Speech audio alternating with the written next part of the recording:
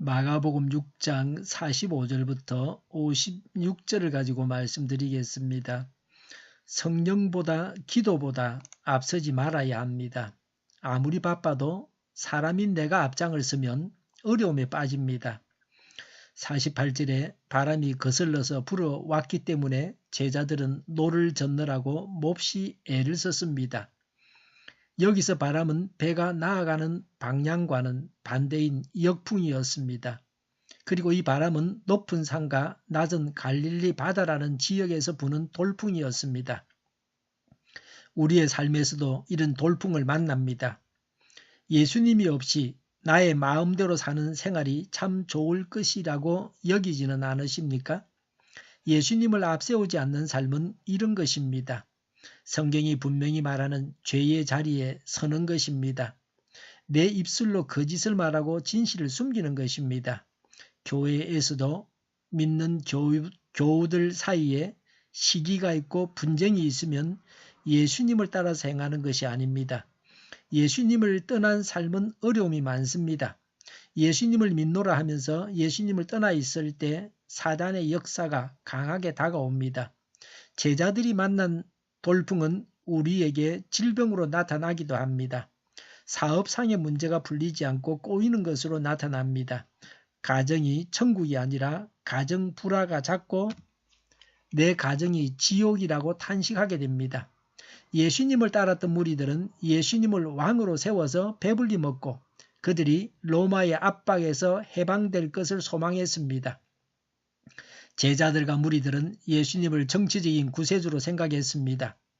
예수님의 생각과는 달랐기 때문에 무리를 보내시고 제자들까지 보내시고 예수님은 홀로 고독하게 산에 가서 기도하셨습니다.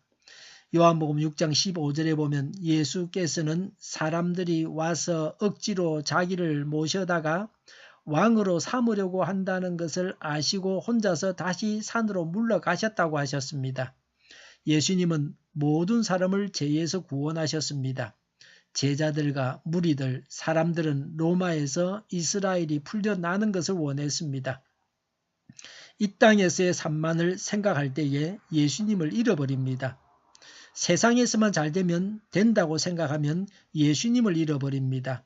돈만 잘 벌고 사업만 잘 되고 온 가족이 건강하게 잘 지내기만 하면 족하다고 생각하면 신앙생활을 게을리하고 믿음을 잃기 쉽습니다.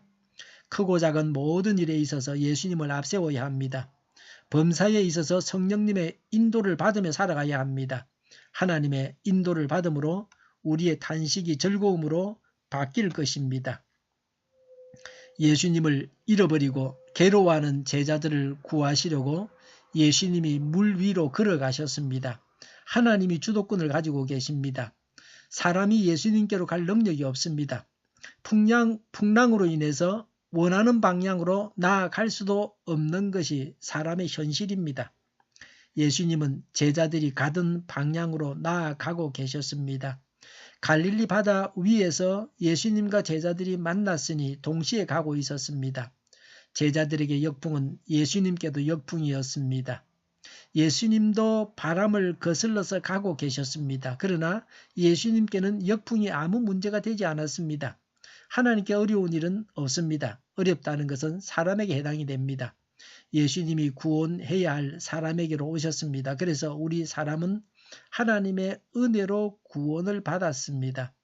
예수님의 기적은 구원하기 위한 방편입니다. 예수님께서 자기를 과시하기 위함이 아닙니다. 자랑의 기회가 아니었습니다. 구원하시려고 기적을 행하셨습니다.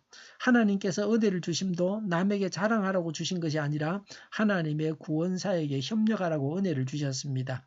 48절에 그들을 지나쳐 가려고 하셨다고 했습니다.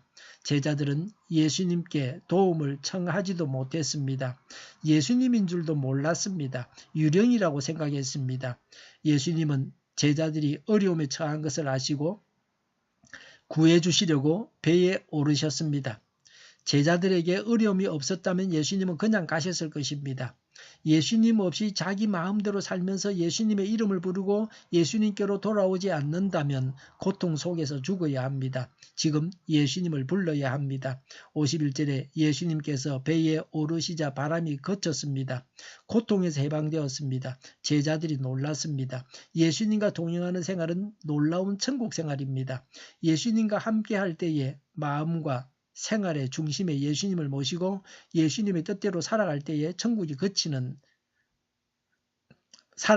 바람이 그치는 천국 생활을 하게 됩니다. 우리는 지금 얻은 천국은 믿음과는 무관하게 세상적인 조건만 좋은 것과는 다릅니다. 바울과 실라가 매를 맞고 감옥에 갇혔지만은 그들은 감옥에서 천국을 경험했습니다.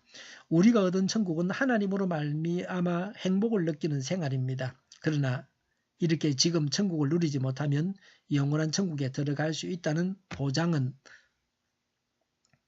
받을 수가 없습니다. 지금 천국을 누림으로 영원한 천국에 들어간다는 확신을 가질 수 있습니다.